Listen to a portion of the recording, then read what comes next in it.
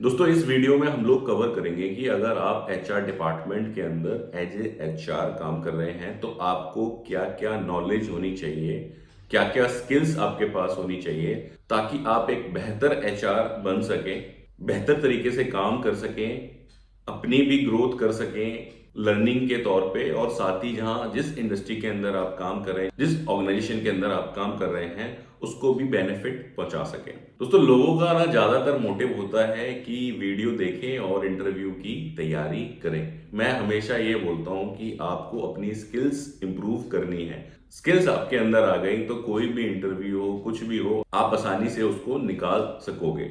और साथ ही साथ अगर आपके अंदर स्किल है, आपकी वैल्यू आपका करंट एम्प्लॉयर समझेगा ही समझेगा, आपको वैसे ही नहीं जाने देगा। और आजकल बहुत ज्यादा ट्रेंड चल रहा है 6 महीने में जॉब चेंज कर देना, 1 साल में जॉब चेंज कर देना, जो कि बहुत ही गलत बात है। और आने वाले समय में बहुत जल्द होने वाला है कि जो बहुत जल्द फ्रिक्वेंट जॉब चेंज करते हैं उनको आसानी से नौकरियां नहीं मिलेगी, क्योंकि अगर कोई एम्प्लॉयर आपको रख रहा है तो वह आपसे चाहता है कि आप कुछ बेनिफिट दो कंपनी को, कुछ चीजें करा करके दो कंपनी में। ये नहीं आपने आज ज्वाइन किया और 6 महीने बाद कहीं और कुछ मिल गया, आप छोड़ के भाग लिए। तो 6 महीने की जो आपको तनख्वाह मिली, सपोज आपकी सैलरी 50,000 है, 6 महीने कंपनी ने आपके ऊपर खर्च किया, तो ये 3 लाख रुपए हो गया। कंपनी ने 3 लाख रुपए इन्वेस्ट किया और कंपनी को क्या रिजल्ट मिला। आपको जो वीडियो देखनी है, समझनी है, आप इस नजरिए से ना समझे कि भैया मैं सीखूं और फटाफट जॉब स्विच करूं, जॉब चेंज करूं। आपको इस नजरिए से देखनी है कि अगर आपके अंदर किसी स्किल की कमी है एज ए एचआर, तो आप उसको इम्प्रूव कर सको और अपने आप को आप एक बेहतर परफॉर्मर बना सको। इसमें जो स्किल्स हैं जरूरी नहीं है वो सीक्वेंस में हो, आगे पीछे भी हो सकती हैं। स्किल्स एंड नॉलेज, आपको कॉन्सेप्ट समझना है, आपको मतलब समझना है। और मैं सारी की सारी चीजें डिटेल में यहाँ क्लियर नहीं कर पाऊंगा, आपको ब्रीफली समझाऊंगा कि क्या क्या रिक्वायरमेंट है। बाकी आप यूट्यूब पर भी सर्च कर सकते हो, गूगल पे भी सर्च कर सकोगे कि इन डिटेल अगर आपको कोई कॉन्सेप्ट समझना है। दोस्तों जो सबसे पहली जो रिक्वायरमेंट है एज ए एचआर, वह है excellent knowledge of MS Excel, Google sheets, power point भी हम लिख सकते हैं यहाँ पर पीपीटी। क्योंकि जब आप एचआर में काम करते हो तो आपको बहुत सारा डेटा मैनेज करना होता है। आपको, अगर आपकी इंडस्ट्री का टर्नओवर कम है, एम्प्लॉय स्ट्रेंथ कम है, तो हो सकता है वहां पर कोई पेरोल मैनेजमेंट का या अटेंडेंस मैनेजमेंट का कोई सॉफ्टवेयर ना हो, तो आपको एक्सेल में ही मेंटेन करना पड़े सैलरीज वगैरह, अटेंडेंस वगैरह। ठीक है, तो उसके लिए क्या होना चाहिए, आपको एक्सेल या गूगल शीट की बढ़िया नॉलेज होनी चाहिए, जिसके अंदर आपको सम इफ कंडीशन, ठीक है, काउंट इफ कंडीशंस, उसके बाद में आपको वी लुकअप, एच लुकअप, ठीक है, ये बेसिक बेसिक कुछ मेन मेन फॉर्मूलाज हैं, कंडीशनल फॉर्मेटिंग, ये सारी चीजें आपको आनी चाहिए, जो कि एक तरीके से बेस है गूगल शीट का कोई भी कैलकुलेशन करने के लिए। तो आपको ये सारे फॉर्मूलेज वगैरह डिटेल में आने चाहिए, ताकि आपको कोई अगर डेटा मैनेज करना हो, डेटा एनालाइज करना हो, प्रेजेंट करना हो, तो आप उसको आसानी से कर सको। तो ये सबसे पहली रिक्वायरमेंट है एज ए एचआर जो आपको आना चाहिए। नेक्स्ट है मेल राइटिंग स्किल्स। यह भी बहुत ज्यादा इंपॉर्टेंट है किसी भी एचआर के लिए। भाई आपको किसी को ज्वाइनिंग लेटर देना है, ठीक है, किसी को रिलीविंग लेटर देना है, किसी को टर्मिनेशन लेटर देना है, तो ये सारे कब दे पाओगे आप, जब आपको खुद ये सारी चीजें लिखनी आती हो। अब वो जमाना चला गया कि आप एक लेटर हेड पे लिख करके भैया उसको ऑफर लेटर दे रहे हो, उसको ज्वाइनिंग लेटर दे रहे हो, आप उसको सीधा सीधा मेल में भी टाइप करके दे सकते हो। तो इसलिए आपको मेल राइटिंग स्किल्स बढ़िया से आनी चाहिए।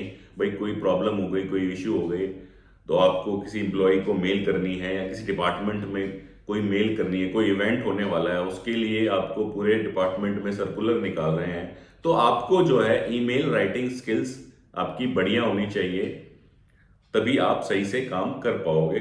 साथ ही साथ जो आपकी कम्युनिकेशन स्किल्स हैं, प्रेशर हैंडलिंग है, वो भी बढ़िया होनी चाहिए। कम्युनिकेशन स्किल्स के अंदर जैसे मैंने आपको बताया कि आपको कोई सर्कुलर निकालना है, उसके लिए आपको कुछ लेटर लिखना है, या कोई आपके पास एम्प्लॉय प्रॉब्लम लेकर के आ गया, तो उसको आप कैसे कम्युनिकेट करते हो, आप कहना क्या चाहते हो, कह क्या रहे हो, ठीक है। कम्युनिकेशन स्किल्स का मतलब सिर्फ ये नहीं है कि आप अंग्रेजी में ही कम्युनिकेट कर सकते हो। मैं सारी वीडियो हिंदी में बनाता हूँ इस चैनल के ऊपर, और मेरे ख्याल में मैं अपनी बात आप तक पहुंचा पाता हूं, तभी सब्सक्राइबर्स मेरे बढ़ रहे हैं, व्यूज मेरे बढ़ रहे हैं। तो आपका कम्युनिकेशन बढ़िया होना चाहिए, वो किसी भी लैंग्वेज में हो सकता है। आप अगर साउथ इंडिया में हैं, किसी स्टेट में, हो सकता है कि वहाँ लोकल लैंग्वेज चाहिए आपको कम्युनिकेट करने के लिए, वहाँ की तमिल, तेलुगु ये आना चाहिए आपको। तो आपको वो सारी चीजें उस हिसाब से आनी चाहिए कि आप चीजों को कम्युनिकेट कर सकें। साथ ही साथ जो है प्रेशर हैंडलिंग भी बहुत जरूरी है एचआर के अंदर। किसी को चोट लग गई, ठीक है, अब भैया आप हो ऐसे एचआर की ऊनी देख के आपको चक्कर आ जाता है, तो कैसे आप ये प्रेशर हैंडल करोगे, ठीक है।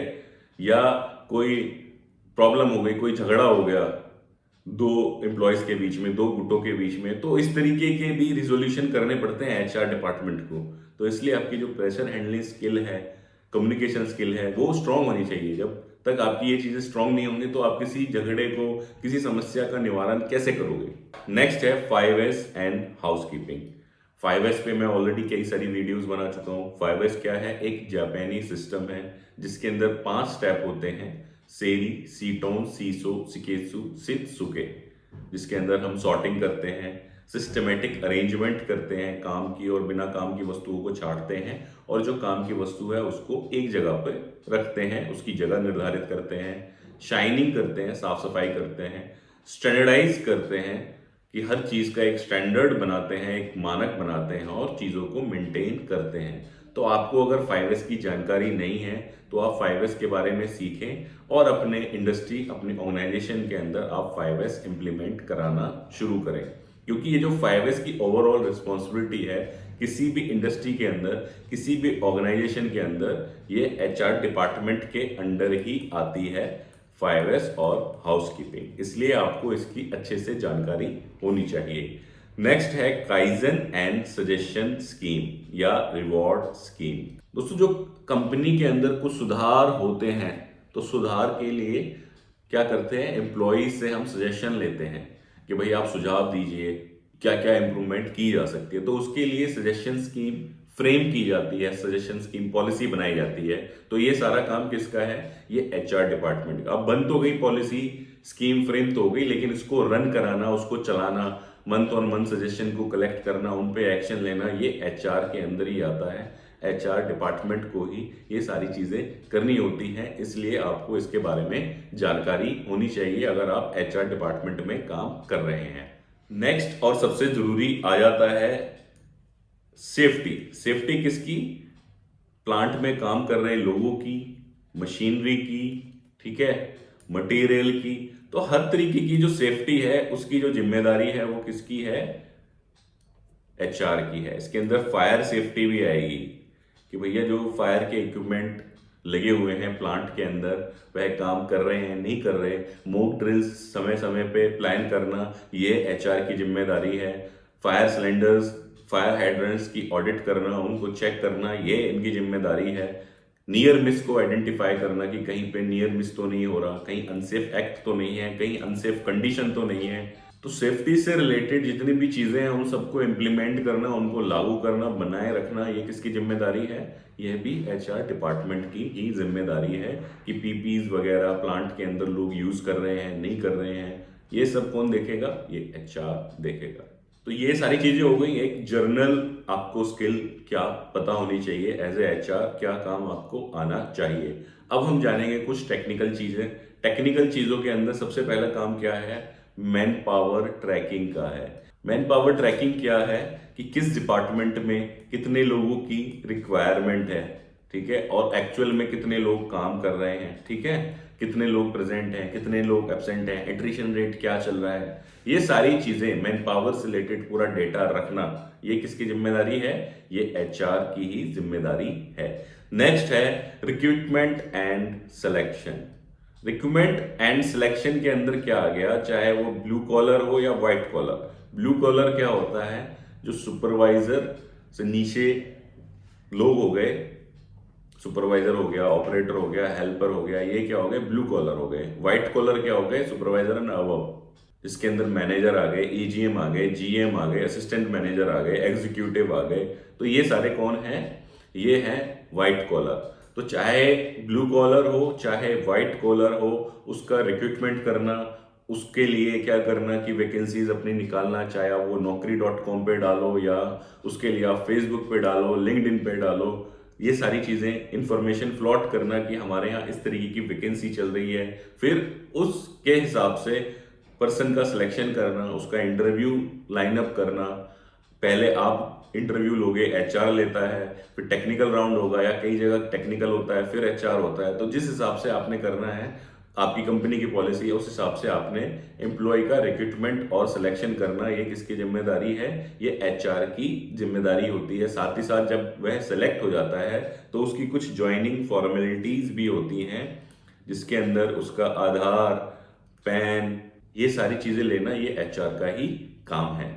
नेक्स्ट है on boarding and entry management. On boarding क्या हो गया कि भाई सिलेक्शन तो हो गया बंदे का, अब वो ऑन बोर्ड हो चुका है, कंपनी में आ चुका है, तो उसका क्या होगा, कुछ ज्वाइनिंग फॉर्मेलिटीज होंगी, उसको पॉलिसीज समझानी होंगी कि भाई हमारी कंपनी की क्या क्या पॉलिसीज होंगी, ठीक है। सैलरी समझानी होगी कि सैलरी का क्या आपका ब्रेकअप है, कब कब सैलरी हमारी आती है, ठीक है। उसका इंडक्शन करना।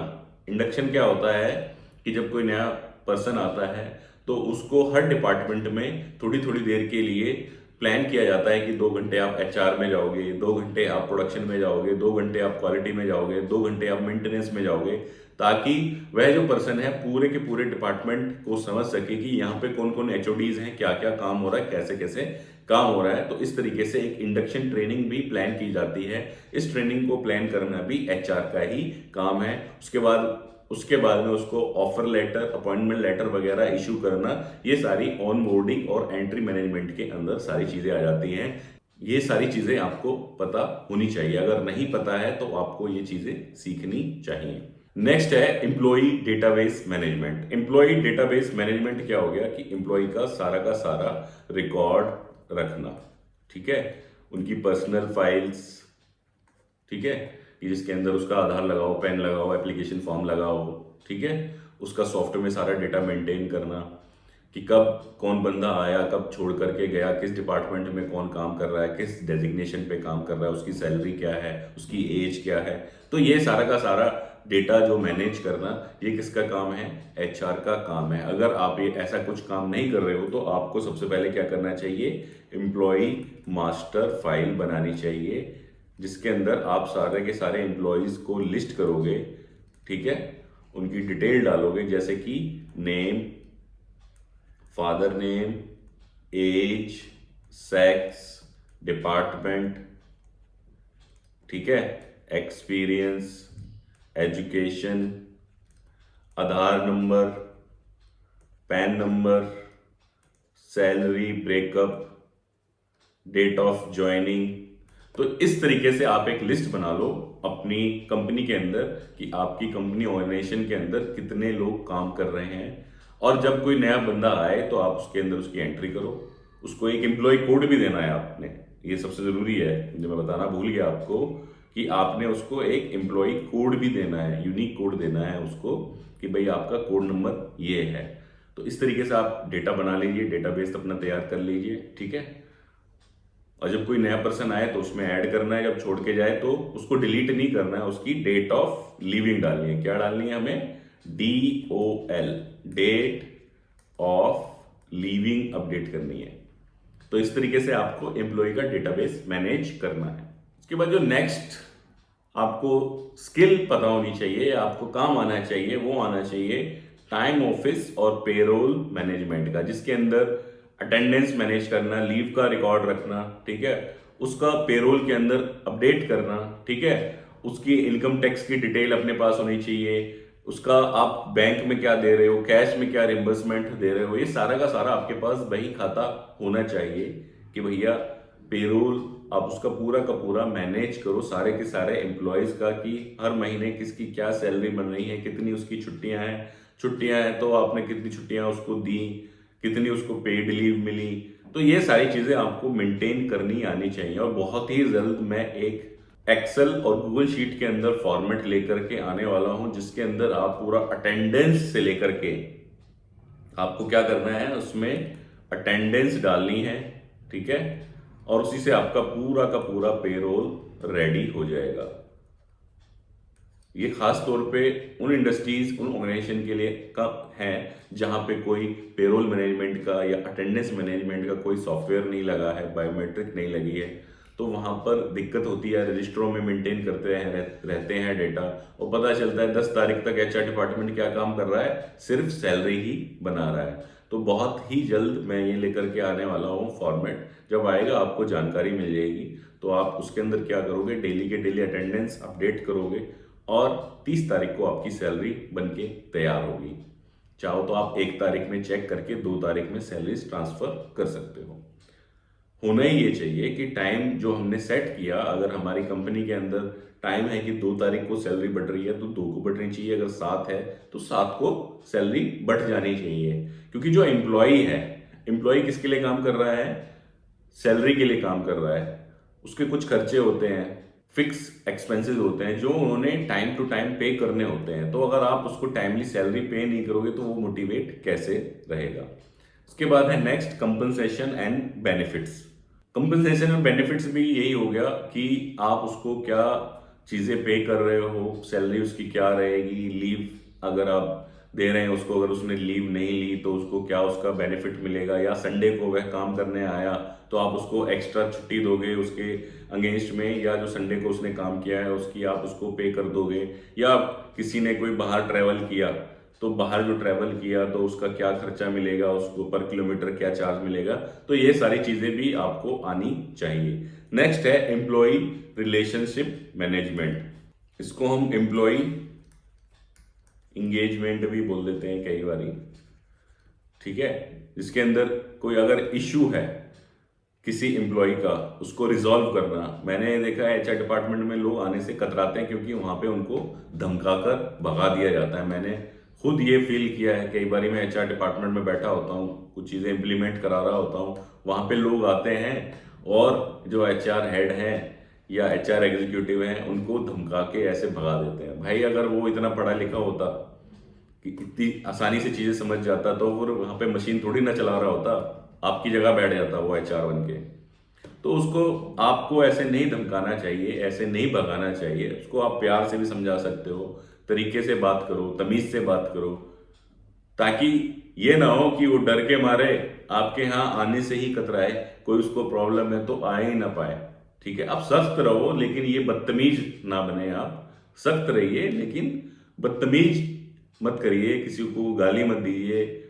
देखा है मैंने, मेरे सामने गाली दे देते हैं लोग। कोई एम्प्लॉय आया, उनके एचआर उनको गाली दे रहे हैं, बदतमीजी से बात कर रहे हैं। तो इस तरीके से आपको एटीट्यूड नहीं रखना है towards employ. As a HR आपको तरीके से, तमीज से बात करनी है।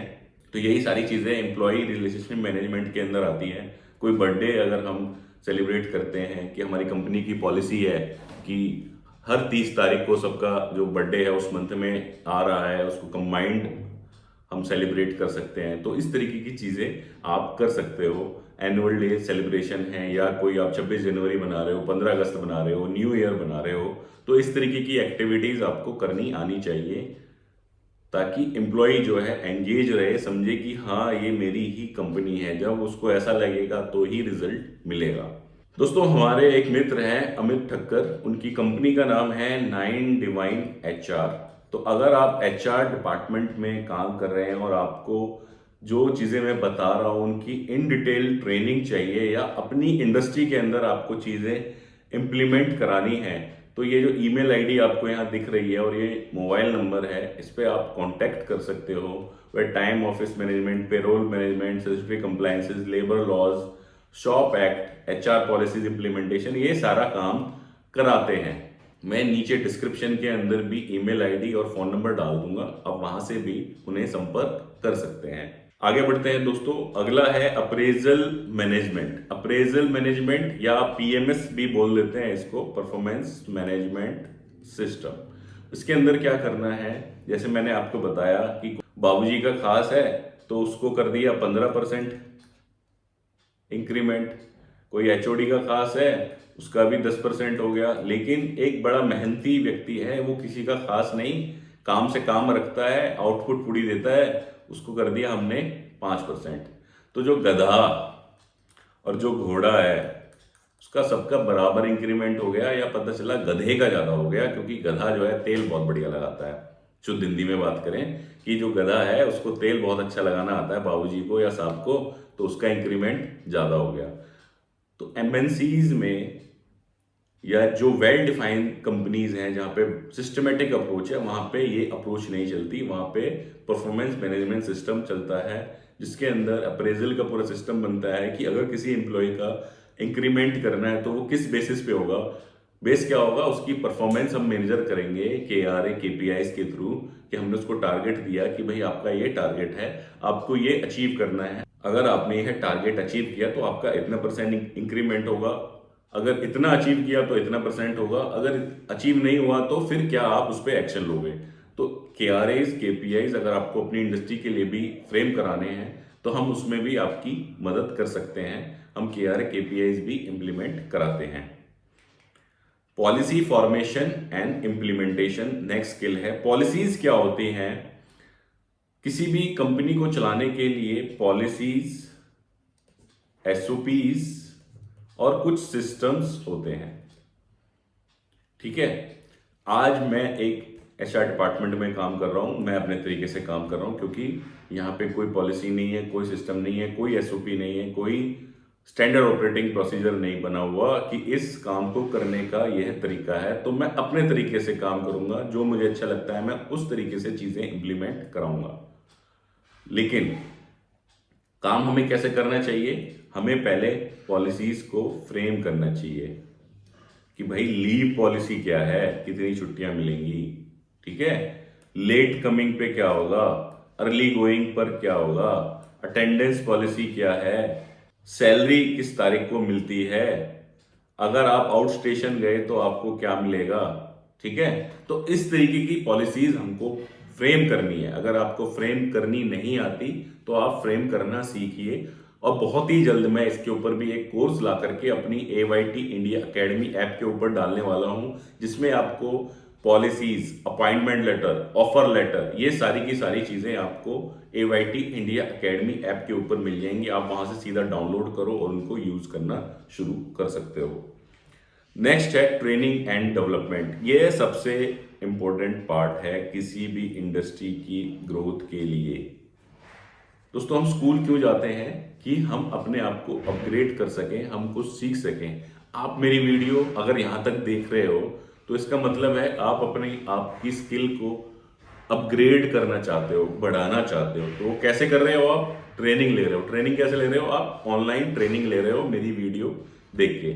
ऐसे ही आपकी कंपनी के अंदर बहुत सारे एम्प्लॉयज हैं, वो सालों साल काम किए जा रहे हैं, काम में तो वो परफेक्ट हो गए, लेकिन उनको कोई ट्रेनिंग नहीं है। उनको नहीं पता कि 5S क्या होता है, उनको नहीं पता सेफ्टी से कैसे काम करते हैं, उनको नहीं पता क्वालिटी सिस्टम क्या होते हैं, उनको नहीं पता SOP किस लिए बनाए जाते हैं, उनको नहीं पता वर्क इंस्ट्रक्शन अगर लगा है तो उसका क्या मतलब है। तो ये सारी की सारी ट्रेनिंग लाइन अप करना, उनको ऑर्गेनाइज कराना, चाहे वो सेफ्टी की हो या किसी से भी रिलेटेड हो, ये सारा काम किसका है? ये HR डिपार्टमेंट का है। तो आपको ये सारा करना आना चाहिए।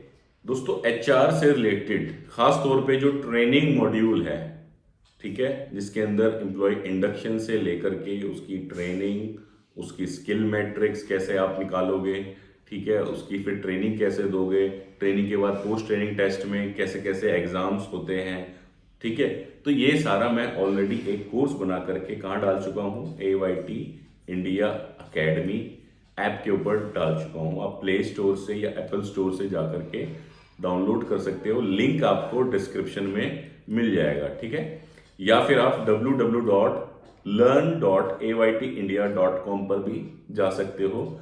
तो ये सारे आपको वहां पर डिटेल्स मिलेंगी कि प्रोसीजर HR डिपार्टमेंट का, मास्टर लिस्ट ऑफ एम्प्लॉय की format, employment form, TNI, skill matrix, operator observance plan, training plan and record, training effectiveness test, induction training record, on job training record, employ history card, skill test record, accident record, skill test criteria, poison testing को खास तौर पे ये सारा का सारा जो module है वो ट्रेनिंग से रिलेटेड है।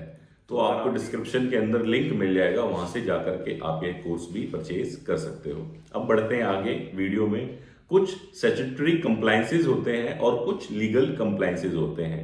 लीगल कंप्लायंसेस क्या हो गए, जिनके बिना फैक्ट्री आप चला ही नहीं सकते, मतलब वो तो आपको चाहिए ही चाहिए अगर आप फैक्ट्री लगा रहे हो, जैसे कि shop act, factory act, labour का आपका कॉन्ट्रैक्ट, ठीक है, लेबर लॉ के कंप्लायंसेस, ये सारे क्या हैं, लीगल कंप्लायंसेस हैं। और कुछ होते हैं स्टैट्यूटरी कंप्लायंसेस, वो डिपेंड करते हैं कि आप उसके लिए क्वालिफाई करते हो या नहीं करते हो। तो उसके अंदर क्या आ जाता है, PF, ESI, labour laws, labour court cases, medical insurance, ये सारी चीजें होती हैं। तो ये जो दो चीजें हैं ये क्या है, कंप्लायंसेस से रिलेटेड है। इनके बारे में आपको पूरी जानकारी होनी चाहिए। जो पीएफ है, पीएफ क्या होता है, ठीक है, तो पीएफ एम्प्लॉयर का कितना कटता है, एम्प्लॉय का कितना कटता है। ईएसआई एम्प्लॉयर का कितना कटेगा, एम्प्लॉयर क्या हो गया, नौकरी देने वाला, एम्प्लॉय कौन हो गया, नौकरी जो कर रहा है, ठीक है। तो एम्प्लॉयर का ईएसआई कितना कटेगा, एम्प्लॉय का कितना कटेगा, ठीक है। ऐसे ही हरियाणा के अंदर एक LWF होता है, लेबर वेलफेयर फंड, ठीक है, वो भी आपको पता होना चाहिए कितना कटता है, कब जमा होता है, ठीक है। कागज क्या क्या मेंटेन करने होते हैं गवर्नमेंट से रिलेटेड, कि जब कोई अगर गवर्नमेंट ऑफिशियल आए तो हमारे पास पूरा का पूरा डेटा मेंटेन हो।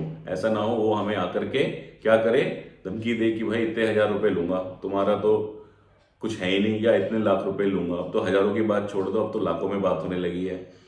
तो ये सारी चीजें आपको जानकारी होनी चाहिए। नेक्स्ट है इंडस्ट्रियल रिलेशंस। इंडस्ट्रियल रिलेशन क्या हो गया कि जो मैनेजमेंट है और एम्प्लॉय है इनके बीच में एक हेल्दी रिलेशन रहे। ऐसा ना हो मैनेजमेंट ये सोचे कि एम्प्लॉय चोर है, एम्प्लॉय ये सोचे मैनेजमेंट चोर है। तो ये सारी चीजें मेंटेन करना आपको आना चाहिए। आप कोई अगर कंफ्लिक्ट हो गया मैनेजमेंट और एम्प्लॉय के बीच में, आपको रिजॉल्व कराना है।